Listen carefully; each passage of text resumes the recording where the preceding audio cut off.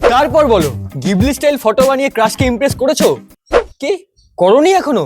হ্যাঁ, আমি আগের ভিডিওতে বলেছিলাম কিভাবে চ্যাট জিপিটি দিয়ে তোমরা গিবলি স্টাইলের ফটো বানাতে পারবে, আর আজকে আমি তোমাদেরকে শেখাবো কিভাবে গ্রক এআই দিয়ে তোমরা গিবলি স্টাইলের ফটো বানাতে পারবে। আর হ্যাঁ, ভিডিওটা শেষ পর্যন্ত দেখো, কারণ ভিডিও শেষে এমন কিছু কথা বলেছি যেগুলি যদি তোমরা না জানো তাহলে গিবলি স্টাইলের ফটো বানিয়ে মজা পাবে। ঠিক আছে, আসো গ্রক এআই থেকে কিভাবে গিবলি স্টাইলের ফটো বানাবে সেটা দেখাই। দেখো, গুগলে গিয়ে লিখবে গ্রক এআই। তোমরা চাইলে গুগলে গিয়ে লিখতে পারো, কিংবা গ্রক এআই এর অ্যাপও নামিয়ে নিতে পারো প্লে স্টোর থেকে। ঠিক আছে, তোমরা গ্রক এআই এখান থেকে সার্চ করবে, এই যে গ্রক এআই আসবে। এবার এখানটা লিখবে, যে কোনো কিছু লিখতে পারো। ঠিক আছে, যেমন এখানে হচ্ছে ফটো জেনারেটর, যদি লিখে আমি সেন্ড করি তাহলে এই যে একটু টাইম লাগবে। এই চলে আসলো। এই যে এইখানটা ক্লিক করবে, সেম চ্যাট জিপিটির মতোই আগের দিন যেটা বোঝালাম।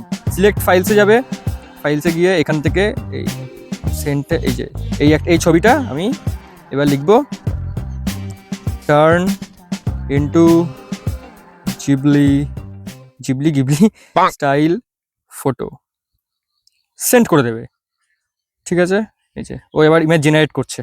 হচ্ছে একটু টাইম লাগবে। আমি আগের দিনও বলেছি, ক্রাশকে ইমপ্রেস করতে গেলে একটু টাইম তো লাগবেই। ফাইনালি গাইজ, আমরা গ্রক এআই থেকেও গিবলি স্টাইলের ফটো বানিয়ে নিয়েছি। এই যে দেখতে পাচ্ছ তোমরা, কি সুন্দর এসছে। এবার সেভ করব। এবার যে ইম্পর্টেন্ট কথাটা বলবো বলেছিলাম সেটা শোনো, এদিকে আসো। এই দেখো, এটা হচ্ছে অ্যাকচুয়াল ফটো। এই অ্যাকচুয়াল ফটোটা যখন আমি গ্রক এআই তে করেছি তখন এরকম এসেছে, আর চ্যাট জিপিটিতে যখন করেছি তখন এরকম এসেছে। ডিটেলিংটা বুঝতে পারছো? দেখো, দুটোর মধ্যে অনেক ডিটেলিং আছে। এটাতে এখন দাড়ি দিয়েছে, কিন্তু এটাতে দাড়ি দেয়নি। তো এটাই হচ্ছে তফাৎ। তো তোমরা এবার ডিসাইড করো, তোমরা চ্যাট জিপিটিতে করবে নাকি গ্রক এআই তে। দুটোরই টিউটোরিয়াল কিন্তু আমি দিয়ে দিয়েছি। আর একবারে না হলে একটু ওয়েট করবে, ট্রাই এগেন বারবার করে করবে, কারণ সার্ভারে অনেক প্রবলেম হচ্ছে। সবাই আমাকে জিজ্ঞাসা করছে হচ্ছে না কেন।